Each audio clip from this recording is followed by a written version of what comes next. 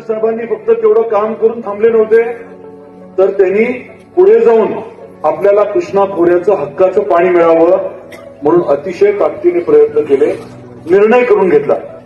पाणी कुठलं आणायचं आपल्याला? पश्चिम महाराष्ट्रातलं. किती पाणी आणायचंय? 23.66 टीएमसी. पण हे पाणी आणण्यासाठी खऱ्या अर्थाने आपल्याला जर सहकार्य कोणी केलं असेल तर देवेंद्रजी फडणवीस साहेबांनी. आपलं सरकार आल्यानंतर तातडीने 2022 मध्ये त्यांनी मंजुरी दिली, कामाला सुरुवात झाली आणि आता पुढच्या महिन्यामध्ये पाणी रामदऱ्यामध्ये येणार आहे. पश्चिम महाराष्ट्रातलं सोलापूरकडचं, पलीकडचं, उजनीकडचं पाणी आपल्या जिल्ह्यात येणार आहे. रामदऱ्यातलं ते तुळजापूर, उमरगा, लोहारा 3 तालुक्यात जाणार आहे.